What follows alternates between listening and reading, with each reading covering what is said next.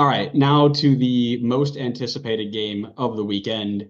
It's the Hudson River Derby. Finally, it has happened. The Hudson River Derby has come to the MLS Cup playoffs. Citi Field, home of the best baseball team in the world, will host the best soccer team in the world and New York City FC.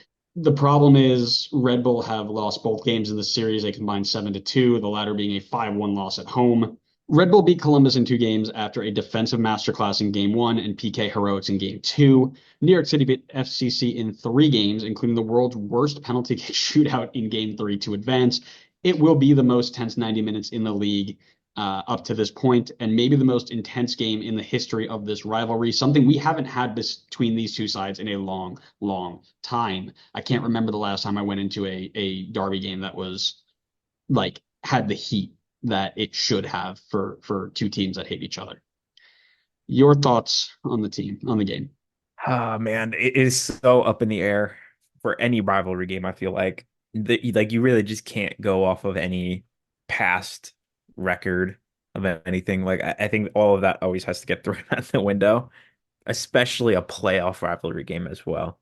I mean, it's just that extra motivation, and I think that can drive anybody to step up and show up in a big game. It's kind of funny because you talk about the most exciting matchup of this weekend. My prediction is the exact opposite of that. So NYCFC obviously have dominated the regular season this year matchup. It's been 7-2 aggregate. It's been a blowout. But as I mentioned before, all that goes out the window when it comes to a playoff game. And I think this is going to be an extremely tight matchup. I think both teams are going to be solid defensively, not looking to make mistakes, and it's going to take the star player stepping up to make a difference. All that said, I see this as being a 0-0 game through 90 minutes. We end up in penalties where that's so Metro. NYCFC take it 5-4 in penalties, and Red Bull go back to their losing ways in penalty shootouts. Who misses? Ooh, I didn't think that far ahead. While if you want to talk about your area, I can look at and see who I think would miss. Yeah. No, this is going to be a chess match, and I mentioned this as soon as it got matched up. New York City and Red Bull both survived the last round by basically sitting in and countering hard. And that's also how New York City smacked Red Bull. They let Red Bull have the ball when they played at Red Bull Arena, and they just took it off them every time they tried to possess. Red Bull couldn't figure it out, and it was a nightmare. In the games that New York City owned the possession, they won the game. When they were outpossessed, they lost. Meanwhile, Red Bull won both of their games with 28% possession and 40% possession. They were defensively sound. They played well on the counter. The biggest kicker for me in this one is for the first time all year, Red Bull will, and fingers crossed, because rumors are flying, they're going to have Emil Forsberg and Lewis Morgan completely healthy and playing together.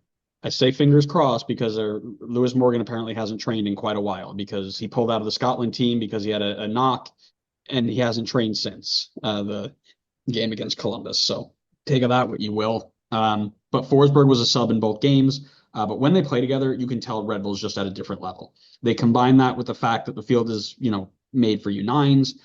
It allows them to play a little bit more aggressive defensively, pin New York City back in their own half if they want. At home, New York City was strong. They blitzed FCC 3-1. They scored off a set piece and a late penalty from Santi Rodriguez, which are both Red Bull kryptonite. I'm out here just spitting out facts from the last couple of games because I am more nervous than I've ever been for a Red Bull game in my life, right? I mentioned this before, but I feel this bit of anxiety anytime that I'm in the stadium watching a derby, like, oh man, like this is gonna be a big game, like, we're surrounded by the enemy or I'm in enemy territory, whatever. Everyone knows that these games mean more. And this one just feels like it has even, just take it a step higher, right? Just talking about it now has, my chest feeling like anxious. Like I genuinely feel like nervous. The pressure is building, and I don't care if this is bad luck, but if Emil Forsberg and Lewis Morgan are on the field together, I think Red Bull can pull this out. A lot of pundits and idiot podcasters across from me are saying that New York City have this advantage because they're at home and they were better seating and whatever, and they beat Red Bull head to head both games and blah blah blah blah blah. But those past results were against a team that didn't have its star designated player. Its striker is now starting to strike. Its goalkeeper is playing like a goalkeeper. Everything is starting to fall into place. And as I mentioned before, I have faith in the reverse jinx. Red Bull were a top three team for like 7 years and couldn't get anywhere close to MLS Cup. Maybe we just need to be the seventh seed. And that's where we're going to make our run. Fully believe, fully committed. Vamos Metro. Two things. One, all those things you accused me of, I did not say had any impact on my decision. Two of Don't them I care. didn't mention. The other one I specifically said does not matter in this case. Don't care. Don't care. And You're this, going with the rival, so you're out. the second thing, you asked me who I think would miss the penalty. I'm going to go with Elias Manuel. Yeah, it's a good call. I was gonna say that, or we're down so bad. Andres Reyes is taking the top five. Oh, yikes. That's pretty bad. For your sake, I hope that doesn't happen.